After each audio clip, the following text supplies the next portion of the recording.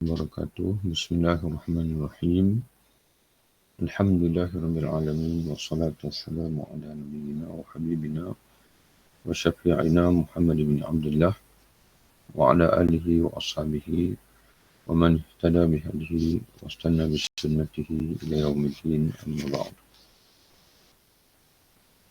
Kita sambung insyaallah pembacaan kita daripada kitab Ihya Ulumuddin dan juga terjemahan Ihya Ulumuddin.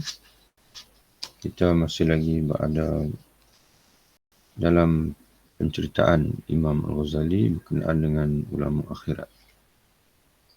Pada ini kita akan menyambung sedikit lagi tentang Imam Malik sebelum kita masuk kepada cerita Imam Al-Ghazali tentang Imam Abu Hanifah. Kata Imam Al-Ghazali rahimahullah, dibuktikan kepada kehendaknya dengan ilmu itu akan wajah Allah dan tentang hina pandangannya kepada dunia oleh riwayat yang menceritakan bahawa Imam Malik pernah berkata. Jadi di antara sifat ulama akhirat, kata Imam Ghazali, ada lima semua. Salah satu daripadanya ialah mereka menghendaki dengan ilmu mereka, ataupun sama ada menuntut ilmu ataupun pembelajaran, mengajar itu sendiri. Mereka tidak menghendaki melainkan mengharapkan wajah Allah, yakni keridaan Allah Subhanahu wa taala dan juga akhirat. Ini dibuktikan, sifat ini ada pada Imam Malik rahimahullah, dibuktikan dengan riwayat yang menerangkan bahawa Imam Malik pernah berkata, aku pernah datang ke tempat Harun Ar-Rasyid, khalifah pada zaman itu. Lalu berkatalah Harun Ar-Rasyid kepadaku, wahai ayah Abdullah. Ini panggilan kepada Imam Malik lah, Aba Abdullah. Sayogialah Tuan selalu datang kepada kami, sehingga anak-anak kita mendengar kitab Al-Muwatta' langsung dari Tuan sendiri. Di Khalifah Harun Ar-Rasyid, dia minta supaya Imam Malik rahimahullah kerap datang ke istana, supaya kitab Muwatta' beliau itu dapat didengar oleh anak-anak istana. Imam Malik berkata, lalu jawabku, bila Khalifah berkata begitu kepadaku, maka kata Imam Malik, lalu jawabku, aku menjawab padanya, kiranya Allah menambahkan kemuliaan Amir penghulu kami, kemuliaan Amir Mu'minin, ketua kami sekalian orang Islam. Sesungguhnya ilmu itu adalah seumpama wang keluar daripada kamu. Jikalau engkau muliakan, maka mulialah dia. Dan jika engkau hinakan, maka hinalah dia. Ilmu itu didatangi dan tidak mendatangi. Al-ilmu yu'ta wa la yu'ta alaih. Al-ilmu yu'ta wa la ya'ti. Al-ilmu yu'ta wa la ya'ti. Ilmu itu dia didatangi, mana dia perlu dicari. Bukan dia yang mencari, bukan dia datang. Mana kamu yang perlu berjumpa dengan ilmu, bukan ilmu itu datang mencari kamu. Maka menyambung Harun Ar-Rasyid, benar Tuhan. Jadi Harun Ar-Rasyid mengiyakan, keluarlah ke masjid. Ini dia kata kepada ahli keluarga dia, keluarlah kamu semua ke masjid, supaya bukan Tuhan kamu, supaya kamu semua, dia kata kepada anak-anak dia ataupun orang-orang dalam istana, keluarlah kamu ke masjid supaya kamu semua mendengar bersama manusia ramai, makna dapat belajar bersama orang ramai ilmu dari Imam Malik rahimahullah. Imam di sini ada sedikit untuk kita lihat kembali terjemahan di sini. Yang tadi ini Kata Imam Malik, sesungguhnya ilmu itu adalah seumpama wang keluar daripada kamu. Kalau kita perhatikan dalam bahasa Arabnya, disebutkan, hadal ilmu minkum kharaja. Ilmu ini, sesungguhnya ilmu ini, minkum kharaja, daripada kamu dia keluar. Wallahualam. Masa itu terjemahannya. Mungkin dia nak cerita bahawa Harun al-Rashid ini, dia salah seorang daripada khalifah Al-Abbasiyah. Abbasiyah ni daripada Al-Abbas lah. Abbas bin Abdul Muttalib, ponakan Nabi. Jadi dia daripada Quraisy, sebahagian daripada sebahagian daripada keluarga Nabi juga. Jadi ilmu ini datang daripada kamu. Dia keluar daripada kamu. Kerana Nabi Muhammad SAW itu satu bangsa dengan kamu. Namun, kalau kamu muliakan dia. Mana ilmu ni satu benda yang dah sedia mulia. Kerana dia lahir daripada orang mulia. Daripada keluarga kamu sendiri. Kalau kamu memuliakan dia, maka dia akan kekal mulia. Tapi kalau kamu menghina dia, merendah-rendahkan dia, maka dia akan jadi rendah lah. Jadi sebab itu di antara cara untuk memuliakan ilmu itu ialah dia hendaklah diletakkan sebagai barang yang sangat berharga, iaitu dicari. Dan bukan dia yang mencari. Maknanya hanya orang yang berkehendak saja Allah Ta'ala akan kurniakan ilmu. Ataupun para ulama sendiri hanya orang yang berkehendak sungguh-sungguh kepada ilmu sahaja mereka akan berikan. Adapun orang yang dia tidak berkehendak, dia tidak mencari, maka para ulama sendiri pun mereka tidak akan mengajar. Orang yang tidak, dia panggil apa, yang tidak berusaha bersungguh-sungguh untuk belajar. Jadi sebab itu al-ilmu yu'ta wa la ya'ti. Ilmu itu dia yang dicari, bukan dia yang mencari. Adapun Imam Abu Hanifah. Selesai dah cerita Imam Malik. Sekarang ni masuk pula cerita tentang Imam Abu Hanifah.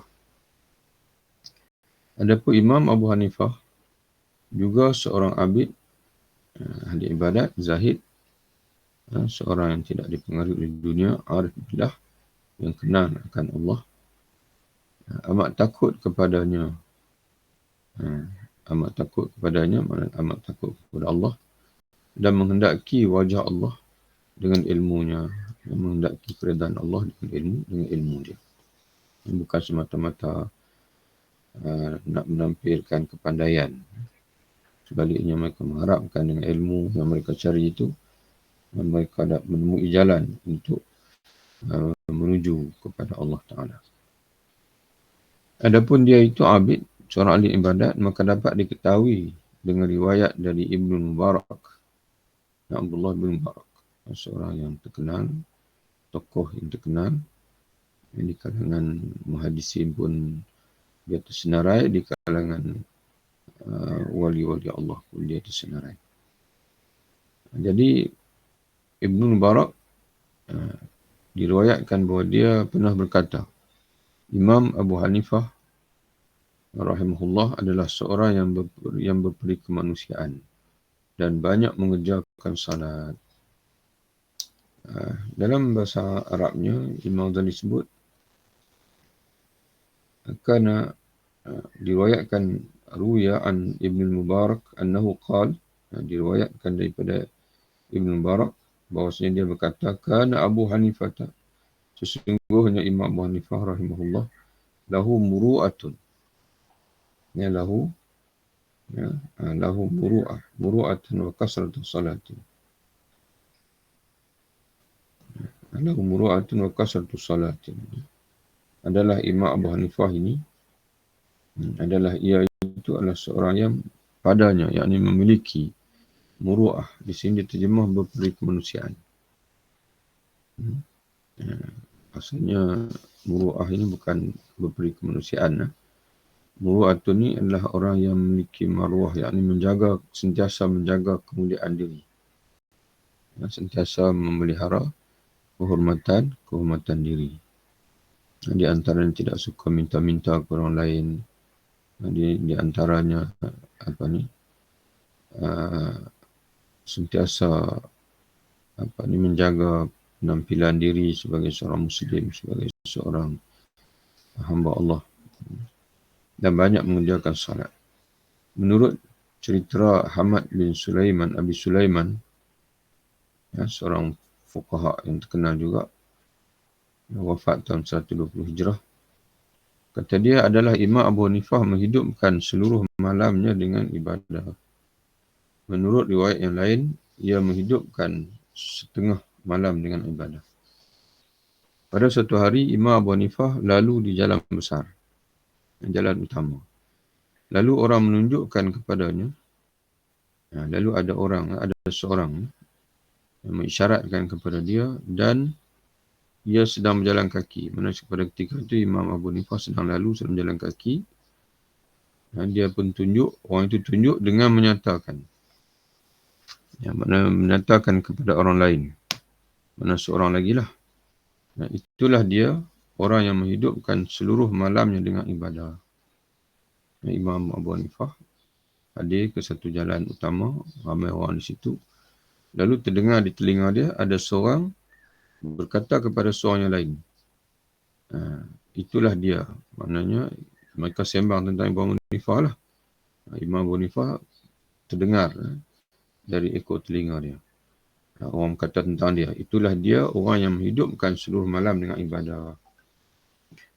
Maka senantiasalah sudah itu, ia menghidupkan seluruh malamnya dengan ibadah. Kalau sebelumnya, mungkin sebahagian daripada malam saja. Tapi sejak dia mendengar ada orang sembang tentang dia, bahawasanya dia ni menghidupkan seluruh malam dengan ibadah, maka sebaik dia mendengar orang sembang tentang itu, dia pun menghidupkan seluruh malam dengan ibadah. Dan berkata, aku malu kepada Allah disebutkan tentang ibadahku yang tidak sebenarnya. Maknanya dia menghakikatkan anggapan orang pada dia. Supaya orang tidak bercakap satu pendustaan tentang dia. Maka dia ubah diri dia. Dia ubah diri dia. Kalau sebelum ni dia hanya beribadat sebahagian malam.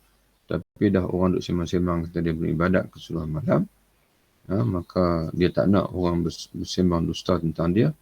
Maka dia berusaha untuk mengrealitikan sangkaan baik dia orang kepada dia itu.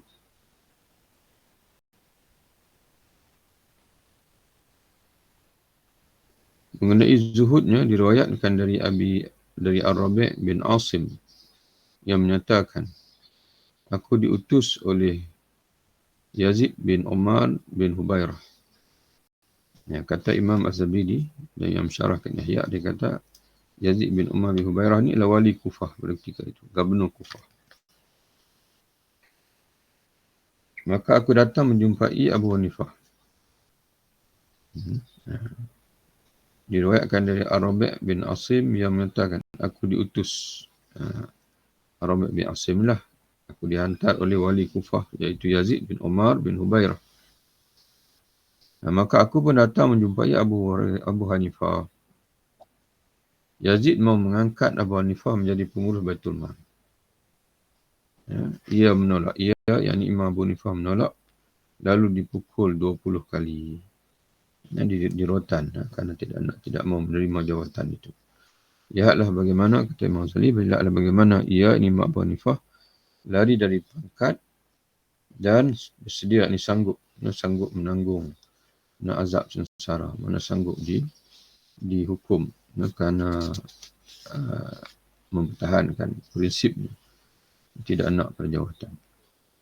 Kata Al-Hakam bin Hisham Al-Thaqafi, orang menceritakan kepadaku di negeri Syam suatu cerita tentang Abu Hanifah, bahawa beliau adalah seorang manusia pemegang amanah yang terbesar. Bahawa beliau adalah seorang manusia, bukan pemegang, yang memiliki sifat amanah. Sebab itu gubernur khalifah nak angkat dia untuk menjaga, dipanggil pembendaraan Baitul Mal. Sultan mau mengangkatnya menjadi pemegang kunci gudang kekayaan negara atau memukulnya kalau menolak. Kalau dia tak mau menerima, Sultan mengancam akan memukulnya. Maka Imam Abu Hanifah memilih sisaan mereka daripada sisaan Allah Ta'ala. Maka dia sanggup disiksa di dunia tak apa. Yang penting jangan Allah Ta'ala siksa di akhirat kalau dia tersilap menguruskan harta orang lain.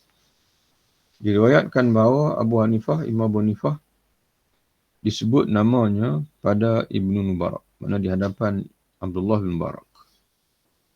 Kata Imam Az-Zabidi, ka'annahu yasu, seolah-olah orang yang menyebut nama itu, dia seolah macam memandang serong pada Imam Abu Hanifah, mana mempelek-pelekkan Imam Abu Hanifah.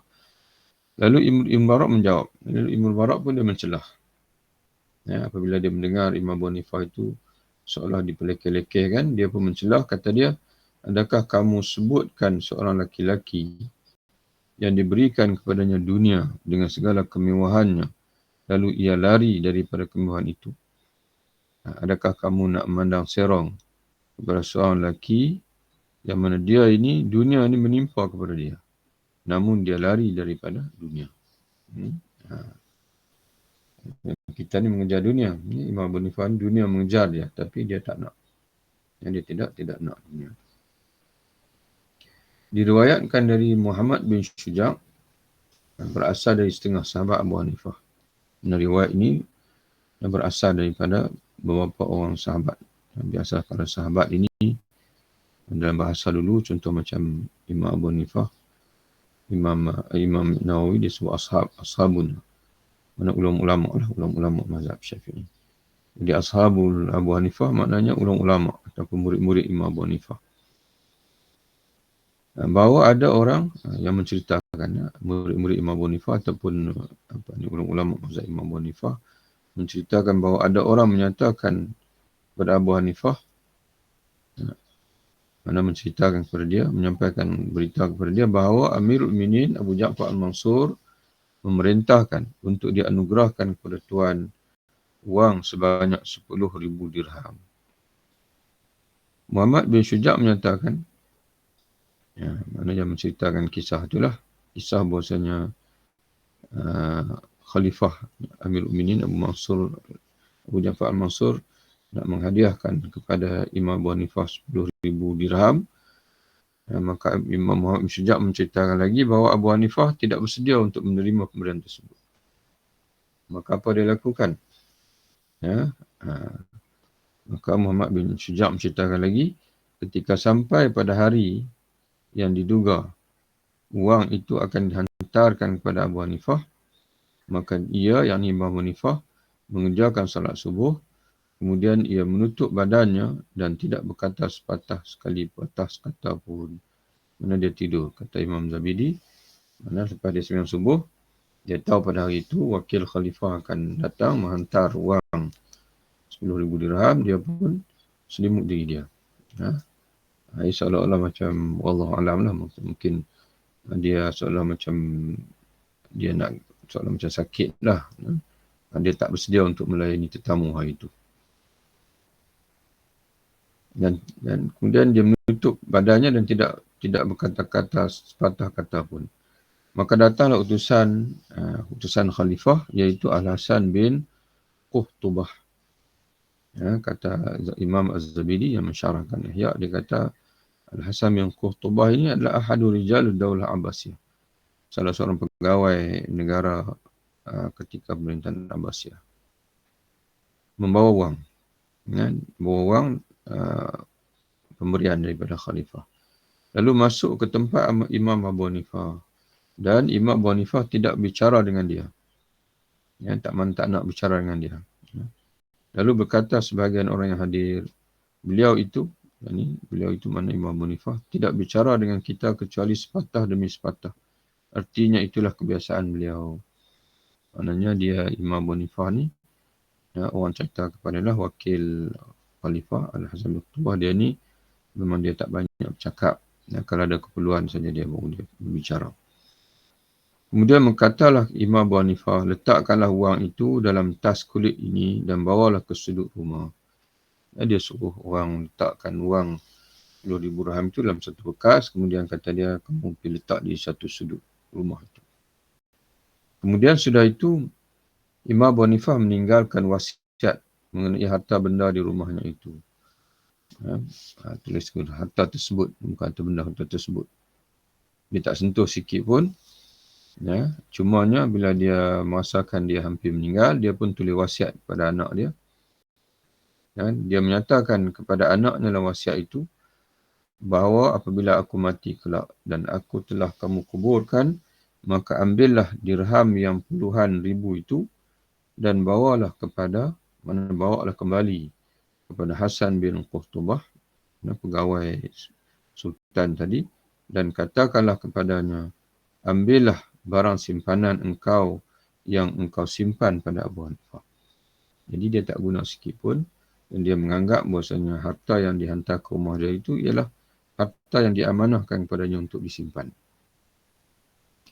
Berkata anak Abu Hanifah, maka aku laksanakan wasiat itu. Apabila Imam Abu Hanifah meninggal, aku pun bawa wang itu kembali kepada Hasan bin Qurtubah. Lalu aku pun sampaikan sebagaimana yang disuruh oleh Imam Abu Hanifah. Ayahku kata, ambillah kembali wang yang kau simpankan kepada dia. Lalu berkata Al-Hasan, rahmat Allah kepada ayahmu. Sesungguhnya dia adalah orang yang tidak mau sedikit pun mengulur tentang agamanya. Tuan-tuan tulis itu. Dan tidak mau sedikit pun menggadaikan tentang agamanya. Ini terjemahan pada ungkapan dalam bahasa Arab. Rahmatullah ala abik. Mudah-mudahan Allah merahmati bapakmu. Falaqad kana syahihan ala din. Syahihan ala din.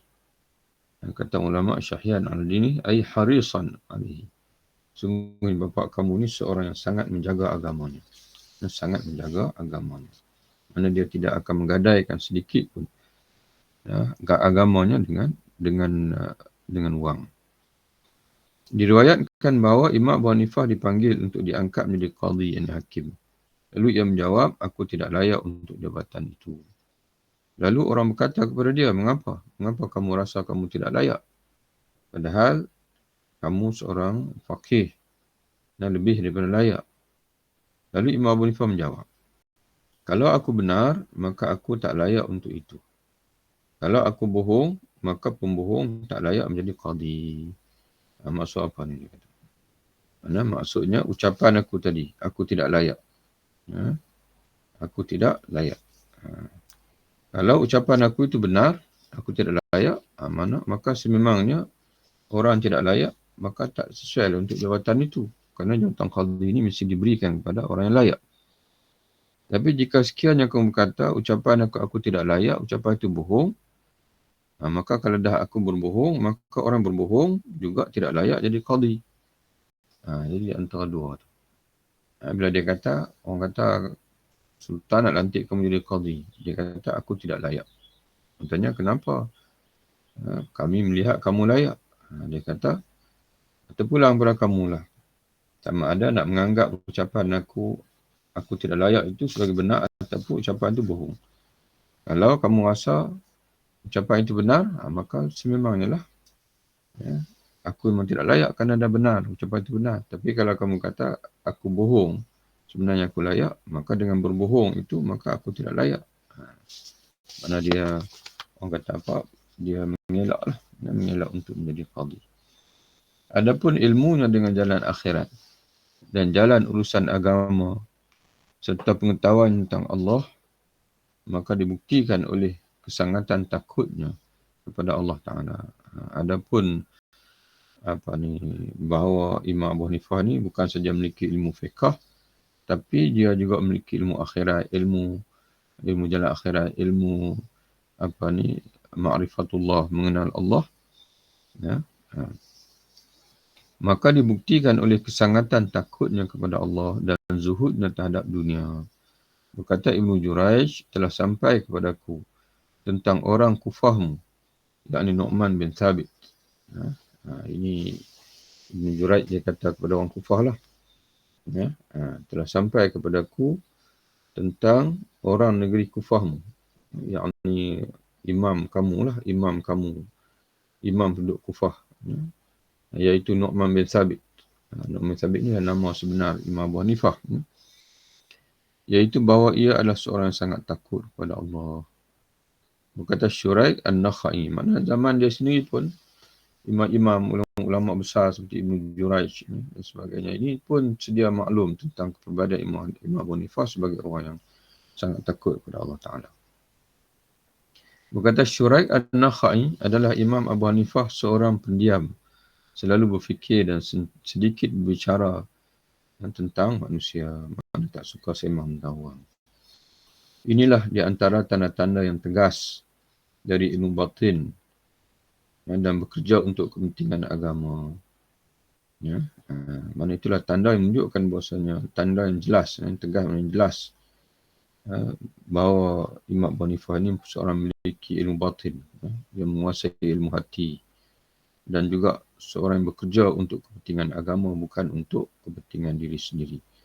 Barang siapa bersikap pendiam dan zuhud, maka telah memperolehi semua ilmu pengetahuan. Yang kata Imam Ghazali, rahsia ilmu pengetahuan ni adalah diam dan zuhud. Tidak banyak bercakap dan juga tidak terbuai dengan dunia. Demikianlah sekelumit dari peri kehidupan tiga imam besar itu. Jadi walaupun Imam Ghazali dia sebut 5 tokoh ulama yang menggambarkan kepribadian ulama akhirat, iaitu Imam Syafi'i, Imam Malik, Imam Abu Hanifah, Imam Ahmad dan juga Imam Sufyan Ibn Uyainah. Sufyan Ats-Tsauri. Tapi dia hanya memperincikan 3 saja. Dia kata demikianlah. Itu pun dia kata sedikit, sekelumit saja. Kalau nak cerita tu panjang lagi sebenarnya. Dari peri kehidupan 3 imam besar itu yang menggambarkan mereka ini bukan saja, walaupun mereka terkenal sebagai ulama fiqh, imam mazhab, tapi sebenarnya fokus mereka bukan fiqh. Fokus mereka adalah ilmu akhirat. Cuma fiqh itu satu cabang daripada ilmu akhirat saja. Kerana semua imam ini mereka memiliki 5 kepribadian. Sebagaimana yang kita sebutkan sebelum ini, yang disebut oleh Imam Ghazali, iaitu abid, seorang ahli ibadat, zahid, seorang yang tidak cintakan dunia, alim bi ulumil akhirah, maknanya menguasai ilmu akhirat. Ilmu akhirat bagi Imam Ghazali itu ilmu tazkiyatun nafs, penyucian jiwa. Yang keempat, faqihan fi masal khalq fi dunia, memahami keperluan makhluk di dunia, maka tidak menyebutkan orang ramai dengan ilmu-ilmu yang tidak penting. Wa muridan bi fiqhi wajhullah, dan menghendaki daripada ilmu fiqh, hatta ilmu fiqh mereka itu pun, dan mereka menghendaki dengannya itu akan wajah Allah, ini keridaan Allah Ta'ala. Jadi Imam Ghazali kata, lihatlah, demikianlah sekelumit dari kepribadian 3 imam besar itu. Adapun Imam Ahmad bin Hanbal, kata dia, dan Sufyan Ats-Tsauri, maka pengikut keduanya adalah kurang bila dibandingkan dengan pengikut imam yang 3 itu. Jadi kisah tentang mereka pun tak sebanyak kisah tentang 3 imam tadi. Pengikut Sufyan Ats-Tsauri adalah kurang bila dibandingkan pengikut Imam Ahmad. Nak banding 3 imam tadi, pengikut Imam Ahmad dan juga Imam Sufyan Ats-Tsauri agak kurang. Dan nak bandingkan dengan Imam Ahmad, pengikut Sufyan Ats-Tsauri lebih kurang lagi. Tetapi kemasyhuran 2 imam ini dengan wara' dan zuhud adalah lebih menonjol. Kemasyhuran Imam Ahmad dan juga Imam Ats-Tsauri dari sudut wara' dan zuhud itu lebih menonjol berbanding dengan 3 imam yang sebelumnya itu. Seluruh isi kitab ini penuh dengan cerita-cerita mengenai perbuatan dan perkataan keduanya. Jadi oleh kerana dalam kitab Ihya Ulumuddin ini, kata Imam Ghazali, penuh dengan yang dia akan bakal bawa nanti, penuh dengan cerita dan juga perkataan-perkataan daripada kedua tokoh ini, Imam Ahmad dan juga Imam Sufyan Ats-Tsauri, maka dia tak masukkan dalam tajuk ini, dalam bab ini. Seluruh isi kitab ini penuh dengan cerita-cerita mengenai perbuatan dan perkataan keduanya. Dari itu tidak perlu lagi diperinci sekarang. Dia akan perincikan, dia akan bawa nanti selepas ini, bila tiba masa ataupun bila tajuk yang sesuai. Maka kata Imam Ghazali, lihatlah sekarang tentang perjalanan hidup Imam tiga itu. Ini tuan-tuan kena tambah, dia terjatuh. Selain Imam tiga itu, maka lihatlah, kamu lihatlah sekarang. Istilah kenal bagaimana kepribadian ulama-ulama mazhab yang kita sendiri mengaku mereka itu imam kita. Kita ni mazhab Syafi'i, ada yang mengaku dia mazhab Maliki, ada yang mengaku dia mazhab Imam Ahmad, ada yang mengaku mazhab Imam Abu Hanifah. Sekarang ni lihat pula kata dia, perjalanan hidup selain daripada imam tiga itu. Kalau sebelum ni, kalau tuan-tuan sekalian perhatikan, Imam Al-Ghazali, dia maksudkan itu ialah ulama-ulama pada zaman dia yang mendakwa pengikut pada imam-imam tiga tadi, yang dominan lah, disebut mazhab Imam Malik, Imam Abu Hanifah dan sebagainya. Cuba tengok, cuba perhatikan, sama atau tidak. Itu maksud dia, sama ataupun tidak. Dan perhatikanlah bahawa segala keadaan tersebut. Yang pertama. Sekarang, perhatikan pula. Dia panggil orang-orang dikatakan ulama selain daripada tiga tokoh tadi. Adakah sama atau tidak? Kepribadian mereka. Atau apakah mereka hanya bergulumang dengan fiqh saja, tapi tidak beri perhatian pada ilmu akhirat. Tidak lagi bersifat abid dan sebagainya. Jadi kita tak payah tengok ulama lah, kita tengok diri kita sendiri. Dan perhatikanlah, yang kedua pula Imam Ghazali kata, perhatikanlah bahawa segala keadaan tersebut, mana segala keadaan imam-imam tadi dengan abidnya, dengan zuhudnya, dan perkataan dan perbuatan mereka itu. Dan juga perhatikan tentang berpalingnya mereka dari dunia dan menumpahkan seluruh perhatian, dan mereka menumpahkan seluruh perhatian kepada Allah. Dan perhatikan semua situasi, semua ucapan, semua penumpuan mereka itu, adakah dihasilkan oleh semata-mata pengetahuan tentang cabang-cabang fikih? Dari pengetahuan berjual beli, menyewa, zihar, ilak dan li'an, atau dihasilkan oleh sesuatu pengetahuan lain yang lebih tinggi dan lebih mulia dari ilmu fiqh itu? Imam Ghazali tanya kita. Kemudian perhatikan pula, adakah Imam Syafi'i yang bersifat abid, beribadah, khatam Quran, sentiasa mengkhatam Quran, yang bersifat wara', zuhud, yang sangat takut kepada Allah, apakah keadaan mereka itu terhasil semata-mata dengan ilmu fiqh?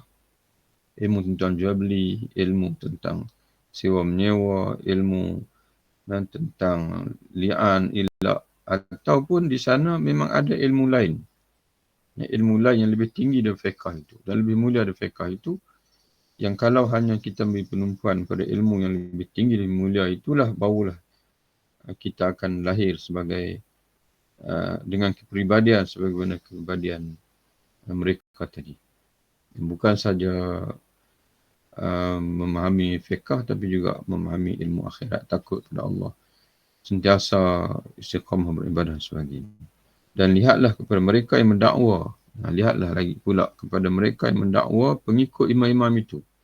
Apakah mereka benar pada pendakwaannya atau tidak? Atau hanya dakwaan saja? Yang mengaku saja pengikut imam-imam mazhab, Imam Syafi'i, Imam Malik, Imam Abu Hanifah, Imam Ahmad dan sebagainya. Tapi dari segi penumpuan, dari segi kepribadian, dari segi fokus, tidak sama lagi dengan mereka. Dan Alhamdulillah, sudah berselian selesai kita membaca dua huraian utama daripada Imam Al-Ghazali, ilmu fardu ain dan juga ilmu fardu kifayah. ilmu fardu ain, ilmu fardu kifayah serta perincian-perincian yang adalah. Dan ada pun tajuk selepas ini dia berkait dengan Imam Al-Ghazali nak membetulkan ilmu-ilmu yang disangka oleh orang awam sebagai ilmu yang terpuji, tapi sebenarnya ilmu itu adalah ilmu yang dicela oleh agama.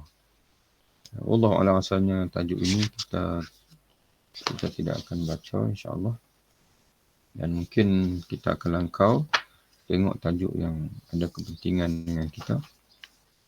Yang di antaranya ialah bab yang kelima. Kita sekarang ni dah melepasi 2 bab dalam Kitabul Ilmi. Bab yang pertama itu ilmu fardu ain. Bab yang kedua ilmu fardu kifayah, dah selesai dah. Kalau nak kira selepas ni bab yang ketiga ni. Bab yang ketiga cuma Allahu a'lam, bukan tidak ada manfaat. Cuma bagi kita lah, bagi kita ni kita nak tengok kesesuaian adakah perlu kita baca atau tidak. Ataupun yang lebih penting bagi kita tu ialah bab yang kelima, adab penuntut ilmu. Adab penuntut ilmu. Apa yang perlu, akhlak-akhlak atau sifat-sifat yang perlu ada bagi kita kalau benar-benar kita ingin menjadi penuntut ilmu agama yang sebenarnya dan mencapai sasaran menuntut ilmu, kemudian mencapai matlamat sebagaimana dikehendaki oleh Allah. Ataupun di sebelum tu lagi, kalau nak ambil bab yang keempat, kalau kita langkau, kita tinggal bab yang ketiga, tak perlu kita baca. Bab yang keempat juga boleh dikatakan penting juga. Kalau bab yang keempat,